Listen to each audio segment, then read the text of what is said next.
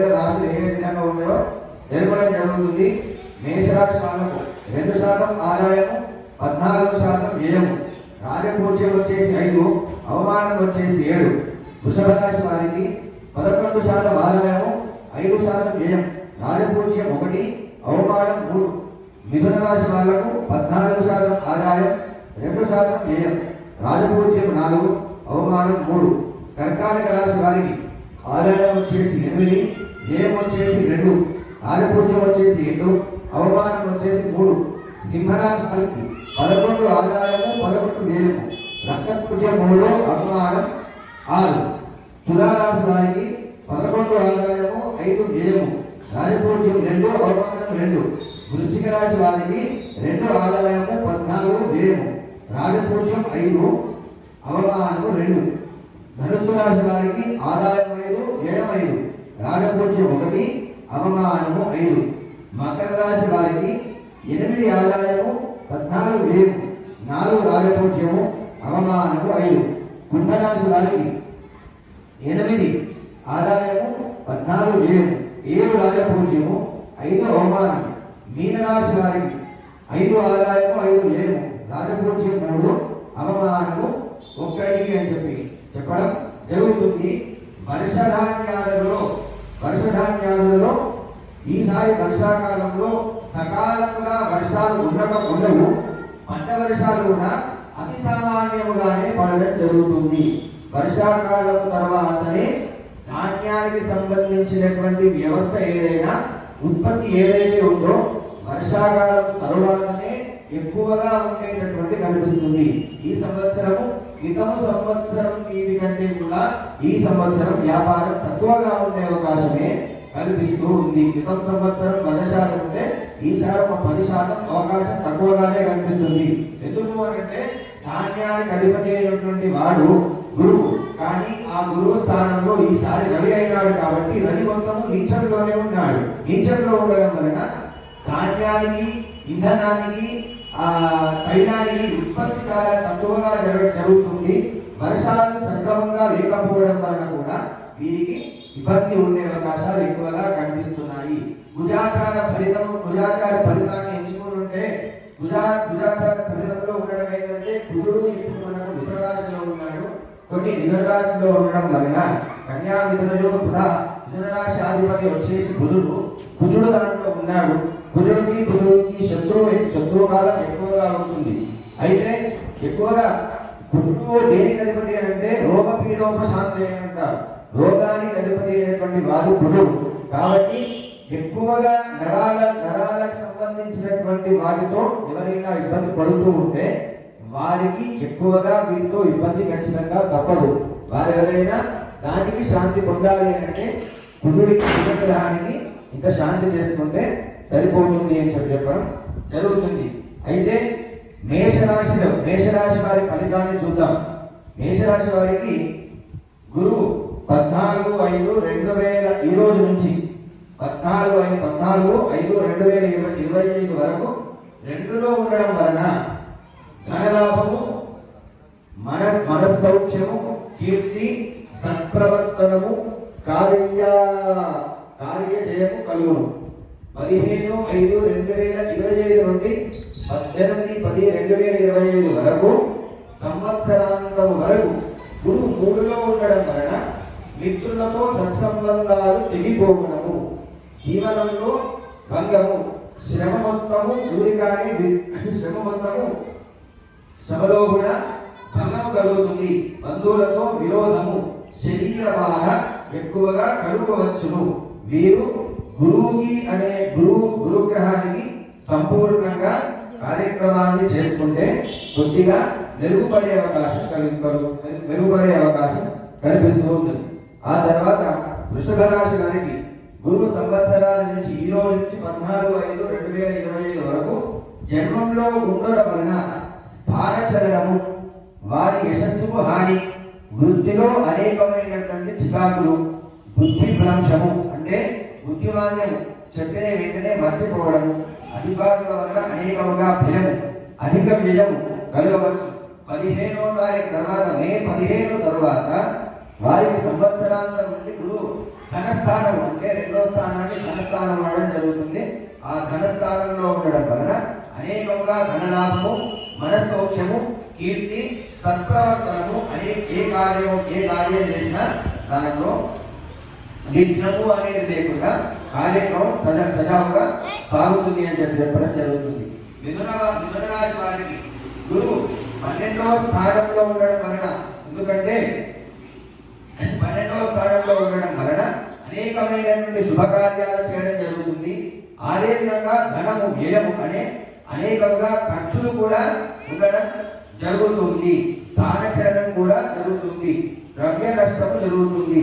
కాబట్టి వీరు సంవత్సరాంతం వరకు గురువు జన్మంలో ఉండడం వలన భార్యాభర్తల మధ్యలో అనేకముగా ఇబ్బందులు పడే అవకాశం జరుగుతుంది.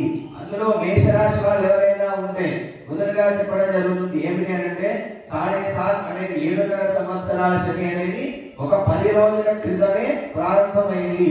కాబట్టి వారికి మొదలుగా శని అనేవాడు ఇబ్బంది ఎక్కడ పెడతారంటే మెదడు మీదనే పెడతాడు. కాబట్టి వాళ్ళందరూ శనికి సజావుగా సశాస్త్రీయంగా జపము, తర్పణము, హోమము, అభిషేకము చేసుకోవడం వలన శాంతి జరుగుతుంది. అంటే మనకుండే దోషమైతే తొలగిపోదు, కానీ నిప్పుల మీద నీళ్లు చల్లినట్టు, నిప్పు మీద నీళ్ళు చల్లితే ఏ విధంగా అది శాంతింపబడుతుందో ఆ గ్రహం కూడా అదే విధంగా శాంతింపబడుతుంది అని చెప్పడం జరుగుతుంది. కర్కాటక రాశి వారికి గురువు 11వ స్థానంలో ఉచ్చ స్థానంలో ఉన్నాడు. కాబట్టి వారు ఏది చేసినా మట్టిని ముట్టుకున్నా బంగారం అవుతుంది. మే 15వ తారీఖు వరకు, మే 15 తర్వాత వారికి కొంచెము ఇబ్బందిగా ఉంటుంది. ఆ తర్వాత సింహరాశి వారికి గురువు 10వ స్థానంలో ఉండడం వలన ఉద్యోగస్తులు అయితే ఉద్యోగంలో అనేకముగా ఇబ్బందులు ఎదుర్కొంటారు. వ్యాపారస్తులైతే వ్యాపారంలో అనేకంగా ఇబ్బందులు ఉంటాయి. ఆ తర్వాత మే 15వ తారీఖు తర్వాత వారికి అనేకంగా చాలా కీర్తి, యశస్సు ఉండే అవకాశం జరుగుతుంది. ఆ కన్యా రాశి వారికి గురువు 9లో ఉండడం వలన భూలాభము, గృహలాభము, కులాచారము అనేకంగా లాభాలు కలుగుతూ ఉన్నాయి. తిరిగి 15వ తారీఖు తర్వాత జీవన వ్యాపారాది బంధము జరుగుతుంది. సంచారం ఎక్కువగా తిరగడం జరుగుతుంది. ధనము, ధాన్యము రెండు నష్టమయ్యే అవకాశం కలుగుతూ ఉంది. ఆ తర్వాత తులారాశి వారు గురువు 8వ స్థానంలో ఉండడం వలన శరీర బాధలు ఎక్కువగా ఉండే అవకాశం కలుగుతుంది. ప్రజలతో ఏది మాట్లాడినా వాళ్ళకు లొల్లే ఉంటుంది. వాళ్ళు మంచి చెప్పినా వీళ్ళకి ఇబ్బందిగానే ఉంటుంది. కాబట్టి తులారాశి వాళ్ళు ఎవరున్నా ఒక 2 నెలల కాలం పాటు ఎవరితో ఏది మాట్లాడకుండా భార్యతో మాట్లాడినా సరే నిదానంగానే మాట్లాడండి.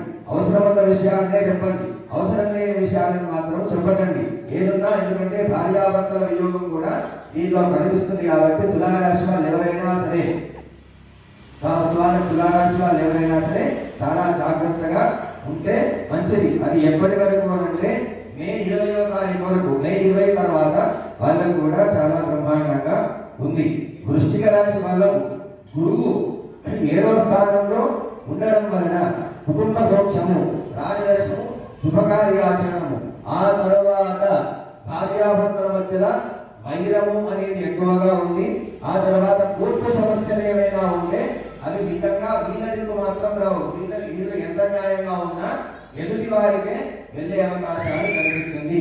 వృశ్చిక రాశి వాళ్ళు చేసుకోదగిన ఫలితము ఏంటి అంటే గురువుకు శనికి. శని వాళ్ళకు 9వ స్థానంలో 5వ స్థానంలో ఉన్నప్పటికీ కానీ గురువు దృష్టి అనేది నీచంగా ఉండడం వలన గురువుకి శనికి ఇద్దరికి శాంతి చేసుకోవడం మంచిది. ఆ తర్వాత ధనుసు రాశి వారికి గురువు 6వ స్థానంలో ఉండడం వలన బంధువులతో కలహము, ఆ తర్వాత రుణబాధ, అగ్నిభయము, విరోధము కలగవచ్చును. ఆ తర్వాత అంతంలో కుటుంబ సౌఖ్యము, రాజదర్శనము, శుభకార్యాచరణము, యత్ర సిద్ధి, ఆరోగ్యము కలగవచ్చును.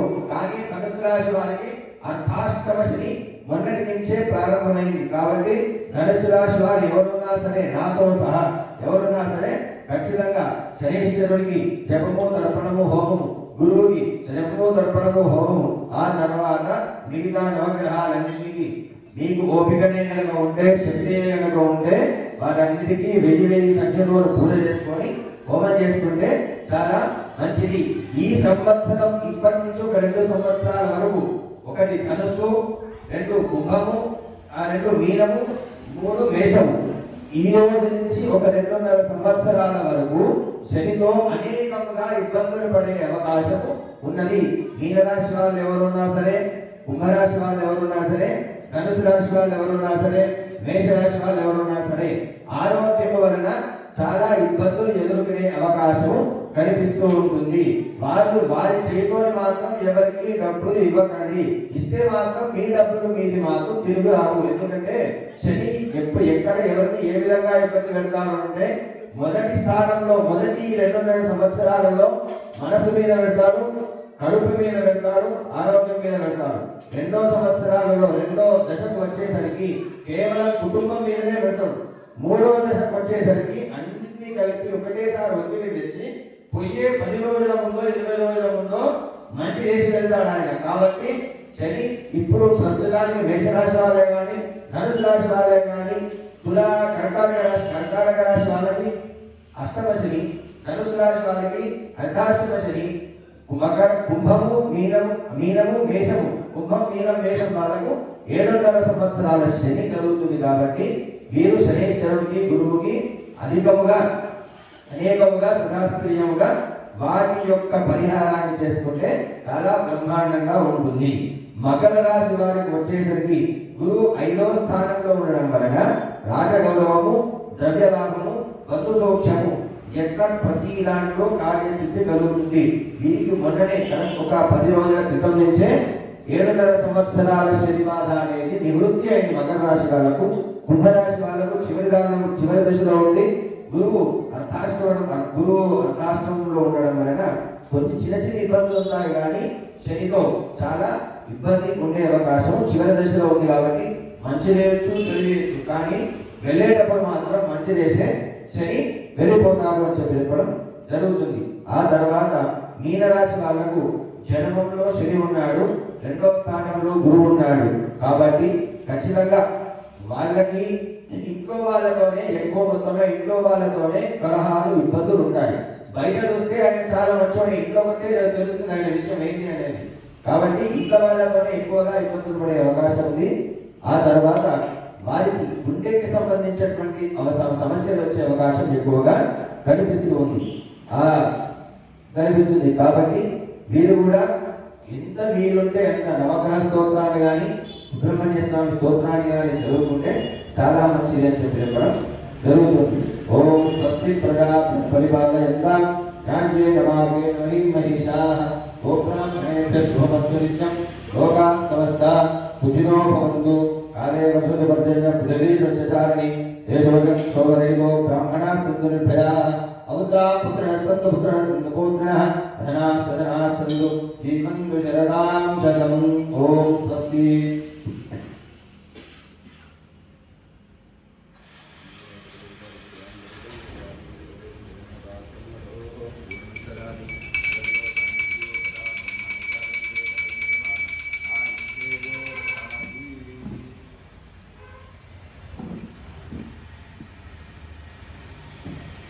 ఎవరికైనా ఏమన్నా సందేహాలు ఉంటే పర్సనల్గా వచ్చి కలవగలరు.